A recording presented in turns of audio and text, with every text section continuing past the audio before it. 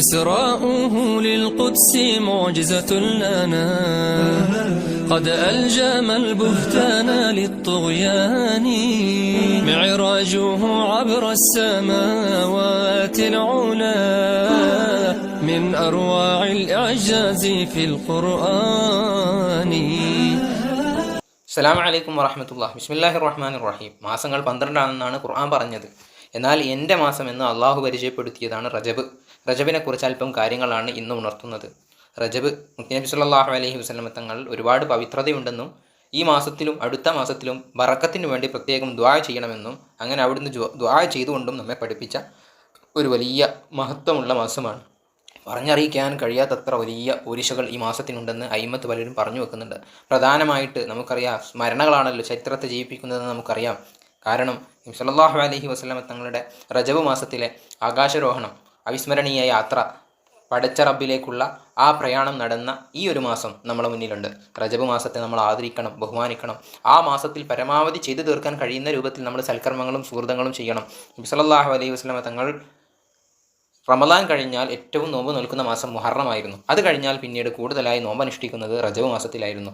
ചില ആളുകളൊക്കെ റജബ് മാസത്തിൽ നോമ്പ് നോറ്റ് ഷാബാനിലും മുഴുവനായി നോമ്പ് നോറ്റ് റമദാനിലും നോമ്പ് നോറ്റ് ഷവ്വാലിലെ 6 നോമ്പ് നോറ്റ് 96 നോമ്പ് നോൽക്കുന്ന പതിവ് പലർക്കുണ്ടായിരുന്നു. റജബ് 27 ചരിത്രയാത്രയുടെ സ്മരണ പുതുക്കലാണല്ലോ ഇത് പ്രധാനമായിട്ട് നമ്മൾ ലക്ഷ്യം വെക്കുന്നത്. വെറുമൊരു സ്മരണ പുതുക്കുക എന്നതിനപ്പുറം അല്ലാഹു സുബ്ഹാനഹു വ തആല മനുഷ്യകുലത്തെ പ്രത്യേകം ആദരിക്കാൻ തിരഞ്ഞെടുത്ത ദിവസം കൂടിയാണ്. കാരണം സല്ലല്ലാഹു അലൈഹി വസല്ലം തങ്ങളുടെ ജീവിതത്തിൽ ഏറ്റവും മഹത്തായ 2 സംഭവങ്ങളാണ് ഇസ്രാവും മിഅ്റാജും. മക്കയിൽ നിന്ന് മസ്ജിദുൽ അഖ്സയിലേക്കുള്ള ഒരു നിശാപ്രയാണമായിരുന്നു ഇസ്രാ. വിശുദ്ധ ഖുർആനിൽ സൂറത്തുൽ ഇസ്രായിൻ്റെ ആദ്യ ആയത്ത് സുബ്ഹാനല്ലദി അസ്റാ ബിഅബ്ദിഹി ലൈലൻ മിനൽ മസ്ജിദിൽ ഹറാമി ഇലൽ മസ്ജിദിൽ അഖ്സ. അതിനുശേഷം ഉണ്ടായ ആകാശ ആരോഹണം, അതിനാണ് മിഅ്റാജ് എന്ന് നമ്മൾ പറയുന്നത്. ബൈത്തുൽ മുഖദ്ദസിൽ നിന്നും തുടർന്ന് യാത്രയായിരുന്നു അത് നടത്തിയിരുന്നത്. എന്ന് പറഞ്ഞാൽ ഇസ്രാവും മിഅ്റാജും ലോകത്ത് മറ്റാരും അനുഭവിച്ചിട്ടില്ലാത്ത ദിവ്യ ദർശനമായിരുന്നു. അങ്ങനെ ആ ഒരു ദിവ്യ ദർശനവും പൂർത്തിയാക്കിയായിരുന്നു നബി സല്ലല്ലാഹു അലൈഹി വസല്ലം തങ്ങൾ ഭൂലോകത്തേക്ക് മടങ്ങി വന്നത്. ആ മടങ്ങി വരുന്ന സന്ദർഭത്തിൽ അള്ളാഹു സമ്മാനമായിട്ട് ഈ സമൂഹത്തിന്, ആ ഉമ്മത്തിന് 5 വക്ത് നിസ്കാരം നൽകുകയും ചെയ്തു. റജബ് എന്ന പദത്തിൻ്റെ അർത്ഥം തന്നെ തെർജീബ് എന്ന് പറഞ്ഞാൽ ആദരിക്കുക എന്നാണ്. അഥവാ നിസ്കാരം എന്ന സമ്മാനം കൊണ്ട് അള്ളാഹു നമ്മെ ആദരിച്ച മാസമാണ്. അതുകൊണ്ട് തന്നെ ഈ സ്മരണ ദിനമാണ് റജബ് 27 രാവ് എന്ന് നമ്മൾ മനസ്സിലാക്കണം. കിട്ടിയ അനുഗ്രഹങ്ങളെല്ലാം പ്രഘോഷണം ചെയ്യണമെന്നത് വിശുദ്ധ ഖുർആൻ്റെ നിർദ്ദേശമാണ്. അതുകൊണ്ട് തന്നെയാണ് നബി സല്ലല്ലാഹു അലൈഹി വസല്ലം തങ്ങളുടെ റജബിൻ്റെ ഈ ഒരു രാപ്രയാണത്തെക്കുറിച്ച് കൂടുതൽ നമ്മൾ മനസ്സിലാക്കേണ്ടത്. റഹ്മത്തു മിനല്ലാ, അള്ളാഹുവിൻ്റെ കാരുണ്യമാണ്. ജീമ് ജൂദും മിനല്ലാ, അള്ളാഹുവിൽ നിന്നുള്ള ഔദാര്യമാണ്. ബിറും മിനല്ലാ, അള്ളാഹുവിൽ നിന്നുള്ള ഗുണമാണ് എന്നൊക്കെ ഉന്നയിലും മറ്റുമായി മുഹയ്യിദ്ദീൻ ശൈഖ് തങ്ങൾ അവർകളും മറ്റു പണ്ഡിതന്മാരും പറഞ്ഞത് കാണാം. ഒരുപാട് പേരുകളുള്ള ഒരു മാസം കൂടിയാണ് റജബ്. അതിൻ്റെ ഭാഗമായി റജബ് 27 പകൽ നോമ്പ് അനുഷ്ഠിക്കൽ പ്രത്യേകം സുന്നത്തുണ്ടെന്ന് കർമ്മശാസ്ത്ര പണ്ഡിതന്മാർ മുഴുവൻ വ്യക്തമാക്കിയിട്ടുണ്ട്. നമുക്കറിയാം, ലോകപ്രശസ്ത പണ്ഡിതനും 5-ാം നൂറ്റാണ്ടിലെ പരിഷ്കർത്താവുമായി നമ്മൾ മനസ്സിലാക്കുന്നവരാണ് ഇമാം ഗസാലി റളിയല്ലാഹു അൻഹു. അവിടുത്തെ ഇഹ്യാ ഉലൂമുദ്ദീൻ അബൂ ഹുറൈറ റളിയല്ലാഹു അൻഹു തൊട്ട് ഉദ്ധരിക്കുന്ന ഹദീസിൽ കാണാം, 60 മാസത്തെ പ്രതിഫലമാണ് റജബ് 27 നോമ്പിന് നൽകുമെന്ന് പറയുന്ന ഹദീസിനെ വിശദീകരിച്ച് ഗസാലി ഇമാം അവിടെ കൊണ്ടുവന്നിട്ടുള്ളത്. എന്ന് പറഞ്ഞാൽ റജബും ഷാബാനും റമദാനും ഒക്കെ മുന്നൊരുക്കത്തിനുള്ളൊരു സമയമാണ്. ഇബ്നു അബ്ബാസ് റളിയല്ലാഹു അൻഹു ഉദ്ധരിക്കുന്ന ഹദീസിൽ നമുക്ക് കാണാം, നബി സല്ലല്ലാഹു അലൈഹി വസല്ലം തങ്ങൾ പറയുന്നത്, റജബ് അള്ളാഹുവിൻ്റെ മാസമാണ്, വരാൻ പോകുന്ന ഷാബാൻ മുത്ത റസൂലുള്ളാഹിൻ്റെ മാസമാണ്, റമദാൻ എൻ്റെ സമുദായത്തിൻ്റെ മാസമാണ്. അതുകൊണ്ട് 3 മാസത്തിനും അതിൻ്റേതായിട്ടുള്ള പവിത്രതകളുണ്ട്. ഓരോ മാസവും അതിൻ്റേതായ പവിത്രതകൾ നമ്മൾ കണ്ട് അതിനനുസരിച്ച് മാനിച്ച് നമ്മൾ ജീവിക്കണം. റജബിൽ കൂടുതൽ നോമ്പ് അനുഷ്ഠിക്കാനും ഇസ്തിഗ്ഫാറുകൾ വർദ്ധിപ്പിക്കാനും നമ്മൾ കൂടുതൽ ശ്രദ്ധ ചെലുത്തണം. നബി സല്ലല്ലാഹു അലൈഹി വസല്ലം തങ്ങൾ പോലും ഓരോ ദിവസവും 100 തവണ ഇസ്തിഗ്ഫാർ ചെല്ലാറുണ്ടെങ്കിൽ നമ്മളൊക്കെ നമ്മുടെ ജീവിതത്തിൽ വന്നു പോകുന്ന പാപക്കറകളെ മായ്ച്ചു കളയാനുള്ള ഒരു സുവർണാവസരമായിട്ട് ഈ ഇസ്തിഗ്ഫാറിനെ നമ്മൾ കാണേണ്ടതുണ്ട്. അയിമത്ത് പലരും പറഞ്ഞതായിട്ട്, പ്രത്യേകിച്ച് ഇന്ന ഇദ്ദത്ത് ശുഹൂരി ഇൻദല്ലാഹി 12 ശഹ്റൻ ഫി കിതാബില്ലാഹി എന്ന് പറയുന്ന ആയത്തിൻ്റെ വിശദീകരണത്തിൽ റജബിൽ ആരെങ്കിലും തെറ്റുകളും കുറ്റങ്ങളും ചെയ്യുകയാണെങ്കിൽ അതിന് അഅ്ലമു വിസറ, അതിന് കൂടുതൽ തെറ്റുകളിൽ കൂടുതൽ കുറ്റം കിട്ടുമെന്നും അതേപോലെ തന്നെ അക്സറു ഹൈറ, നന്മകൾ ചെയ്യുകയാണെങ്കിൽ ഒരുപാട് നന്മകൾ ലഭിക്കുമെന്നും പ്രത്യേകിച്ച് സയ്യിദുൽ മുഫസ്സിരീൻ റയീസുൽ മുഫസ്സിരീനായ ഇമാം ഇബ്നു അബ്ബാസ് റളിയല്ലാഹു അൻഹു തൊട്ട് ഉദ്ധരിക്കുന്നതായിട്ട് ഇമാം ഖുർത്തുബി റളിയല്ലാഹു അൻഹു മറ്റും പറഞ്ഞതായിട്ട് കാണാൻ കഴിയും. ഇരിക്കട്ടെ, ഞാൻ പറഞ്ഞു വരുന്നത്, ഈ റജബിന് നമ്മൾ ഒരുപാട് മഹത്വങ്ങളും പവിത്രതകളും മനസ്സിലാക്കേണ്ടതുണ്ട്. കാരണം നബി സല്ലല്ലാഹു അലൈഹി വസല്ലം തങ്ങൾ അവിടുത്തെ വിടവാങ്ങൽ പ്രസംഗത്തിൽ പോലും റജബിനെക്കുറിച്ച് പ്രത്യേകം ഊന്നി പറയുകയുണ്ടായി. അതുകൊണ്ട് തന്നെ ആ റജബിനെ നമ്മൾ പ്രത്യേകം പോരിശയോടുകൂടെ കാണേണ്ടതുണ്ട്. കുറഞ്ഞ ദിവസങ്ങളാണ്. മാസം എന്ന് പറയുന്നത് വളരെ പെട്ടെന്ന് തന്നെ നമ്മളിൽ നിന്ന് കഴിഞ്ഞു കിടക്കുമ്പം, ഒരു മാസം നമ്മളിൽ നിന്ന് കൊഴിഞ്ഞു പോകുമ്പം ആ മാസത്തിൽ സുഹൃത്തുക്കളുടെ ഏട് നമ്മളിൽ ഇല്ലാതെ നഷ്ടപ്പെട്ട പരാജിതരുടെ ലിസ്റ്റിലായിക്കൊണ്ട് നമ്മളിൽ നിന്നും ആ മാസം വിട പറയുക എന്നുള്ളത് നമുക്ക് ഒരിക്കലും സഹിക്കാൻ കഴിയാത്ത വേദനാജനകമായ കാര്യമാണല്ലോ. ഒരുപാട് നാമങ്ങൾ റജബ് മാസത്തിനുണ്ട് എന്ന് നമ്മൾ അയിമത്തും അതേപോലെ തന്നെ മറ്റു ലത്വായിഫുൽ മആരിഫിൽ പ്രത്യേകം പറയുന്നുണ്ട്. ഷഹറുല്ല, റജബ് മുളർ, അസമ്മ്, മുനഫസ്, മുതഹർ, മുഖീം, ഹരീം, ഫർദ്, അസബ്, മുഅല്ല, മുഖഷ്ഖഷ്, മുബരി, മൻസലുൽ അസിന്ന എന്നിങ്ങനെ 14 പേരുകൾ ലതായിഫുൽ മആരിഫിൽ മാത്രമായി പറഞ്ഞത് കാണാം. ഒരുപാട് അത്ഭുതങ്ങൾ, ഒരുപാട് കാരണങ്ങൾ കൊണ്ടാണ് റജബ് ഹരീം എന്ന് പറയുന്ന പേര്. കാരണം പണ്ട് കാലം മുതൽക്കേ പവിത്രമായ മാസമായി റജബിനെ എല്ലാവരും കണ്ടതുകൊണ്ടാണ് ഹരീം, കൂടുതൽ പ്രായമുള്ളത് എന്ന അർത്ഥം വരുന്ന ഈ ഒരു പേര് പോലും ഈ മാസത്തിന് ലഭിച്ചത്. അറബികൾക്കിടയിൽ ഇതര മാസത്തേക്കാൾ ഉയർന്ന സ്ഥാനമുള്ളതുകൊണ്ട് തന്നെ മുഅല്ല, ഉയർന്നു നിൽക്കുന്നത് എന്ന പേരും അങ്ങനെയാണ് വരുന്നതെന്ന് അയിമത്ത് ഇതിനെക്കുറിച്ച് വിശദീകരിക്കുന്നുണ്ട്. യുദ്ധം നിഷിദ്ധമായ മാസമായതുകൊണ്ട് തന്നെ മോചിപ്പിക്കുന്നത് എന്ന അർത്ഥം വരുന്ന റജബും എന്ന പേരും ഇതിന് കിട്ടുന്നുണ്ട്. ഏതായാലും ഒരുപാട് മഹത്വങ്ങളുള്ള ഈ റജബ് മാസം അല്ലാഹു സുബ്ഹാനഹു വ തആല നമുക്ക് അവൻ്റെ കാരുണ്യത്തിൽ നിന്നും ബറക്കാത്തുകൾ ചൊരിഞ്ഞു നൽകണം. പ്രത്യേകിച്ച് ഈ റജബ് മാസത്തിൻ്റെ ഒരു വലിയ ഫളീലത്താണ് ആദരവായ നബി സല്ലല്ലാഹു അലൈഹി വസല്ലമ തങ്ങളെ അവിടുത്തെ ഉമ്മയാകുന്ന ആമിന ബിബി ഗർഭം ചുമന്നത്. ലമ്മാ അറദല്ലാഹു തആല ഇൽഹാറൻ നൂരിൽ മഹ്സൂനി വഇബ്റാസുൽ ജൗഹരിൽ മക്നൂൻ മിൻ അബ്ദില്ലാഹി ഇലാ ബത്നി ആമിനത വദാലിക മിൻ ഫീ ലൈലത്തുൽ ജുമുഅത്തി മിൻ ശഹ്രി റജബിൻ. അതൊരു വെള്ളിയാഴ്ച രാവായിരുന്നു, റജബ് ഒന്നിനായിരുന്നു എന്നൊക്കെ അയിമത്ത് പറയുന്നത് കാണാം. അതുകൊണ്ട് തന്നെ നബി സല്ലല്ലാഹു അലൈഹി വസല്ലമ തങ്ങളെ ജന്മം കൊണ്ടുകൊണ്ട് ഈ ലോകത്തിന് മുഴുവനും അനുഗ്രഹം ചൊരിഞ്ഞ മാസമാണല്ലോ. അതുതന്നെയാണ് ഈ മാസത്തിന് ഏറ്റവും വലിയ ബറക്കത്തുണ്ടാവാൻ കാരണം. മറ്റൊന്ന്, റജബില് ഈ ബറക്കത്തുള്ള നബി സല്ലല്ലാഹു അലൈഹി വസല്ലമ തങ്ങൾ ഈ റജബ് മാസത്തിൽ നടത്തിയ മസ്ജിദുൽ അഖ്സയെ കുറിച്ച് പറയുന്നത് ബാറക്കിനാ ഹൗലഹു, അതിനു ചുറ്റും ബറക്കത്തുകളാൽ സമ്പന്നമാണ്. കാരണം നബി സല്ലല്ലാഹു അലൈഹി വസല്ലമ തങ്ങൾ ആ യാത്രയിൽ രാത്രി അവിടെ പോയിട്ട് അമ്പിയാക്കളെ കൊണ്ട് മുഴുവൻ അമ്പിയാക്കൾക്കും ഇമാമായി നിസ്കരിക്കുന്ന ഒരു അത്ഭുതം അവിടുത്തെ ആദരവിൻ്റെ ഒരു ഭാഗമായിട്ട് നമുക്ക് കേൾക്കാനും പറയാനും കഴിയും. നമ്മൾ അറിഞ്ഞവരുമാണ്. അപ്പോൾ ഈ മഹത്വങ്ങളെല്ലാം ഒരുമിച്ച് കൂടുന്ന ഒരു രാവായിരുന്നു റജബ് 27 എന്ന് നമ്മൾ മനസ്സിലാക്കണം. 11 മാസങ്ങളും അള്ളാഹുവിൻ്റെ മാസമായിരിക്കെ എന്തുകൊണ്ടാണ് റജബിന് ഷഹറുല്ല എന്ന് അള്ളാഹു ചേർത്തി പറയുന്നത്? അവിടെ നമ്മൾ മനസ്സിലാക്കേണ്ടത് അള്ളാഹു പ്രത്യേകം ആദരിക്കുന്നത് കൊണ്ട്. സാധാരണ എല്ലാം ഭൂമി മുഴുവനും അള്ളാഹുവിൻ്റെ ഇരിക്കെ ബൈത്തുള്ള എൻ്റെ വീട് എന്ന് പള്ളിയെക്കുറിച്ച് അള്ള പറയുമ്പോൾ അത് പള്ളിയുടെ ശ്രേഷ്ഠതയാണല്ലോ. അതുകൊണ്ട് തന്നെ റമദാൻ കഴിഞ്ഞാൽ നോമ്പെടുക്കാൻ ഏറ്റവും ശ്രേഷ്ഠമായ യുദ്ധം നിഷിദ്ധമായ 4 മാസങ്ങളിൽപ്പെട്ട ഈ റജബ് മാസം നമ്മൾ കൂടുതൽ സൽക്കർമ്മങ്ങളും സുഹൃത്തുക്കളും നമ്മുടെ ഭാഗത്തു നിന്നുണ്ടാവണം. നമ്മുടെ ജീവിതത്തിന് ബറക്കത്തുണ്ടാകുന്നതിൻ്റെ ഭാഗമായിട്ട് സമ്പത്തിൽ ബറക്കത്തുണ്ടാവാൻ ഏറ്റവും നല്ല കാര്യം എന്തെന്ന് അയിമത്തും മറ്റും പഠിപ്പിക്കുന്നത് സൽക്കർമ്മങ്ങൾ ചെയ്യുന്നതിന് പുറമെ സ്വതക്കകൾ നൽകാനുള്ള മനസ്സാണ്.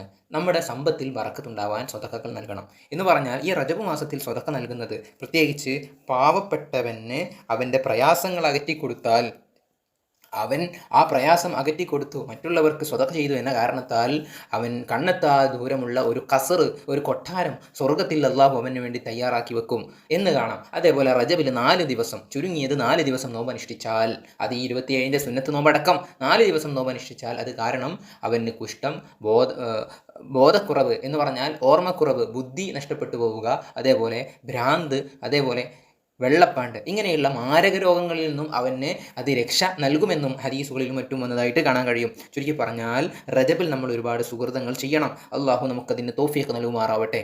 റജബ് മാസത്തിൽ നമ്മൾ വർദ്ധിപ്പിക്കേണ്ട മറ്റൊന്നാണ് അള്ളാഹു നിരവധി ആളുകൾക്ക് ഈ മാസം പൊരുത്തപ്പെട്ട് നൽകുന്നു, നരകമോചനം നൽകുന്നു. അതുകൊണ്ട് തന്നെ പല അയിമ്മത്തും പല പണ്ഡിതന്മാരും മരണം റജബിലാവണം എന്ന് പോലും കൊതിച്ചിട്ടുണ്ടായിരുന്നു. അതുകൊണ്ട് നമ്മൾ ഈ റജബ് മാസത്തിൽ ഇസ്തിഗ്ഫാറിനെ, പാപമോചനത്തെ വല്ലാതെ വർദ്ധിപ്പിക്കേണ്ടതാണ്. കൻസുൻ നജാഹി വസ്സുറൂർ എന്ന് പറയുന്ന ഗ്രന്ഥത്തിൽ റജബ് പാപമോചനത്തിൻ്റെ മാസമാണ് എന്ന് പ്രത്യേകം അയിമ്മത്ത് പഠിപ്പിക്കുന്നുണ്ട്. നമ്മൾ മനസ്സിലാക്കേണ്ടത് ഇസ്തിഗ്ഫാറിന് ഒരുപാട് മഹത്വങ്ങളുണ്ട്. നമ്മുടെ ഈമാനിന് മാധുര്യം ലഭിക്കും, അള്ളാഹുവിലേക്ക് കൂടുതൽ അടുക്കും, പൈശാചിക സ്വാധീനങ്ങളിൽ നിന്ന് അകലും, സമ്പത്തിലും സന്താനത്തിലും അഭിവൃദ്ധി ലഭിക്കും എന്ന് തുടങ്ങി വിഷമഘട്ടങ്ങളിൽ നിന്ന് മോചനം ലഭിക്കാനും എല്ലാത്തിലുമുപരി മലക്കുകളുടെ ദുആ ലഭിക്കാനും ഇസ്തിഗ്ഫാർ വർദ്ധിപ്പിക്കുന്നതിലൂടെ സാധ്യമാവുമെന്ന് പണ്ഡിതന്മാർ നമ്മെ പഠിപ്പിക്കുന്നുണ്ട്.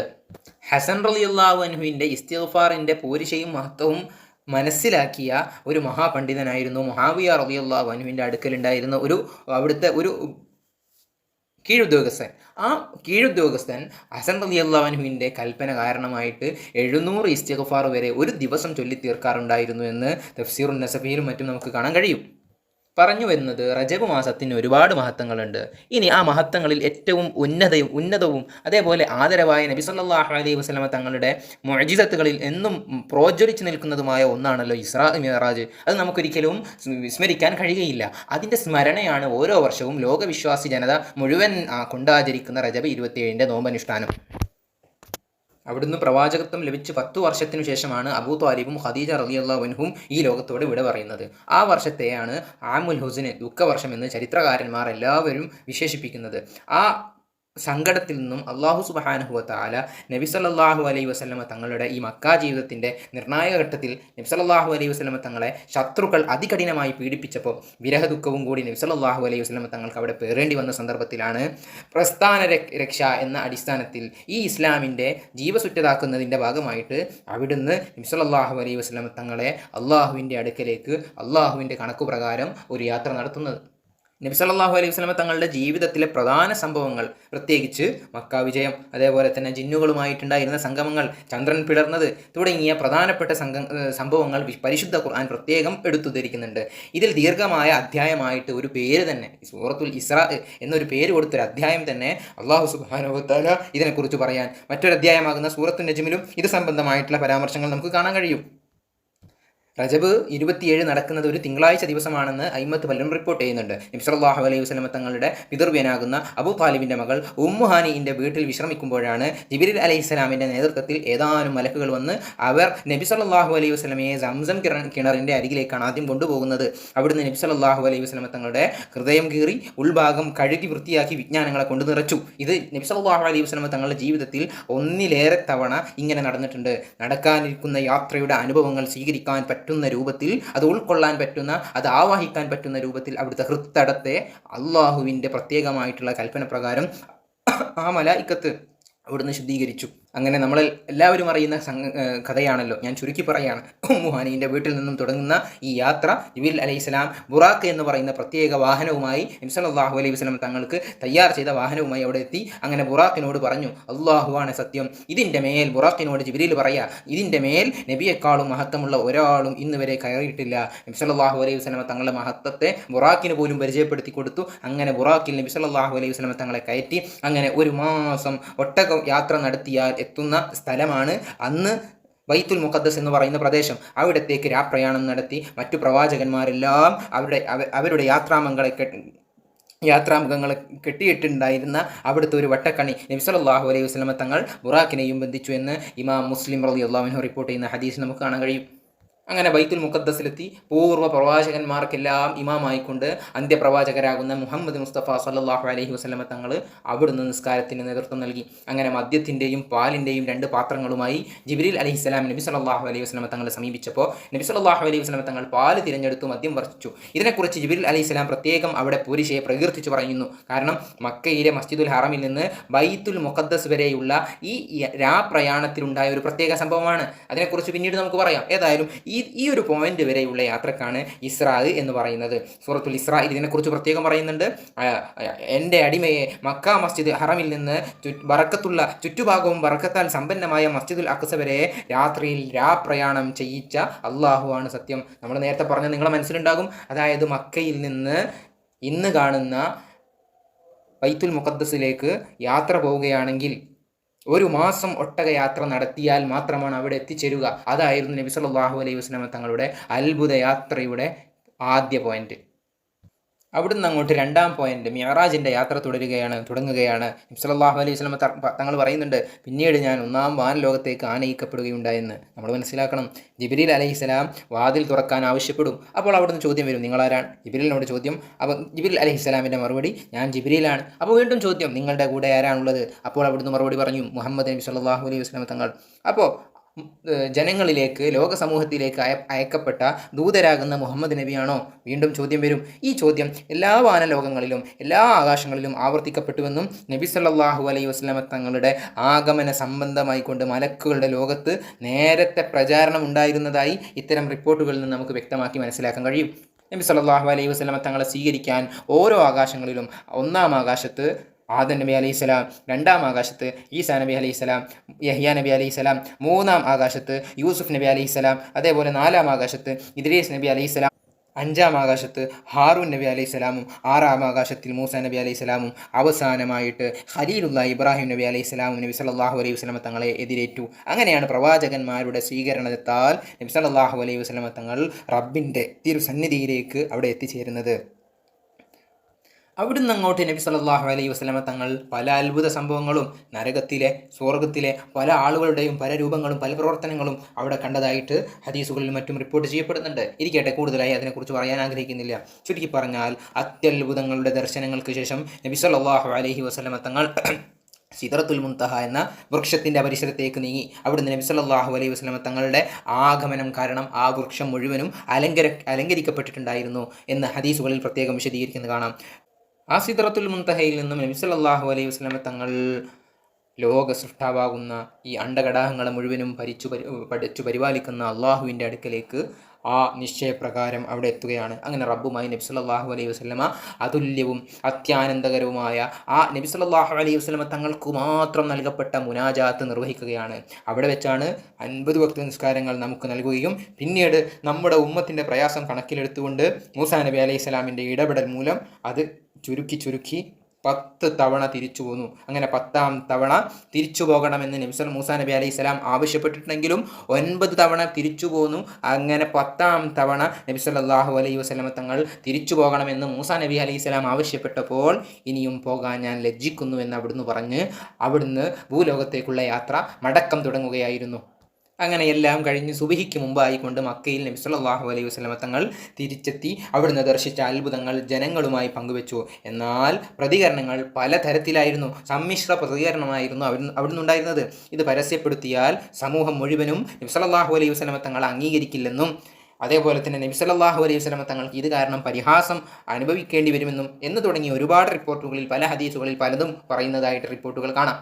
എത്രത്തോളം എന്നാൽ ചില ശത്രുക്കൾ വന്ന് കണ്ട ബൈത്തുൽ മുഖദ്ദസിൻ മസ്ജിദുൽ അഖ്സയിലെ വിശേഷണങ്ങൾ ഓരോന്നോരോന്ന് ചോദിക്കാൻ തുടങ്ങി. സുബ്ഹാനല്ലാഹ്, ഒരു യാത്രയിൽ കണ്ട കാര്യങ്ങൾ എത്ര കൃത്യമായി നമുക്ക് പറയാൻ കഴിയും. അവിടെയാണ് ജിബ്രീൽ അലൈഹിസ്സലാം യഥാർത്ഥ പള്ളി അവിടെ നബി സല്ലല്ലാഹു അലൈഹി വസല്ലം തങ്ങളുടെ മുമ്പിൽ ദൃശ്യാവിഷ്കാരം നടത്തുകയും ഒരു പള്ളി നിരവധി തവണ സന്ദർശിച്ച ആളുകൾക്ക് പോലും പറയാൻ പറ്റാത്ത രൂപത്തിലുള്ള ചോദ്യങ്ങൾ ഉന്നയിച്ചാൽ പോലും അതിനുപോലും അവിടുന്ന് മറുപടി പറഞ്ഞു എന്നും പൂർണ്ണമായി വർണ്ണിച്ചുവെന്നും ചരിത്ര സംഭവങ്ങൾ നമുക്ക് സാക്ഷ്യപ്പെടുത്തി തരുന്നു. അതായത് 2 മാസത്തെ യാത്ര നബി സല്ലല്ലാഹു അലൈഹി വസല്ലമ തങ്ങൾക്ക് ബുറാഖ് എന്ന വാഹനത്തിലൂടെ ജിബ്രീൽ അലൈഹിസ്സലാമിൻ്റെ സഹായത്തിലൂടെ അള്ളാഹു ഒരൊറ്റ രാത്രി കൊണ്ട് സമ്മാനിച്ചപ്പോൾ അതിനെതിരെ നബി സല്ലല്ലാഹു അലൈഹി വസല്ലമ തങ്ങളെ വിമർശിക്കാനും എതിർക്കാനും മുന്നിലുണ്ടായിരുന്നത് അബൂജഹൽ തന്നെയായിരുന്നു.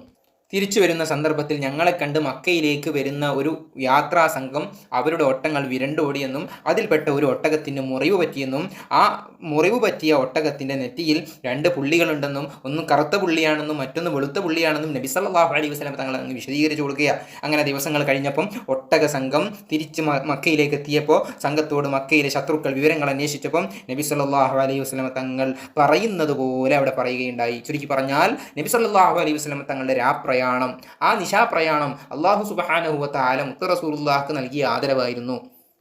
ഇന്നേ വരെ ലോകം കണ്ട ചരിത്രത്തിൽ ഇങ്ങനെ ഒരു തുല്യമായ ചരിത്ര വിസ്മയമാണ് നബി സല്ലല്ലാഹു അലൈഹി വസല്ലം തങ്ങൾക്ക് അള്ളാഹു നൽകിയ ഈ ഒരു ഇസ്രാ മിഅ്റാജ്. അതൊരു മുഅ്ജിസത്ത് മാത്രമല്ല, മറിച്ച് നബി സല്ലല്ലാഹു അലൈഹി വസല്ലം തങ്ങൾക്കുള്ള ഒരു ആദരവ് കൂടിയാണെന്നാണ് നമ്മൾ മനസ്സിലാക്കേണ്ടത്. ഒരാളുമില്ലാതെ ജിബ്രീൽ അലൈഹിസ്സലാമിന് പോലും പ്രവേശനം നിഷേധിച്ചതെടുത്തു നിന്ന് അള്ളാഹുമായിട്ട് മുനാജാത്ത് നടത്തിയ നബി സല്ലല്ലാഹു അലൈഹി വസല്ലം തങ്ങൾക്കുണ്ടായ ഭാഗ്യം. ഭൂമിയിൽ നിന്ന് അള്ളാഹുവിനോട് സംസാരിച്ച മൂസാ നബി അലൈഹിസ്സലാം, കലീമുല്ലാ എന്ന് നമ്മൾ കേട്ടിട്ടുണ്ടല്ലോ.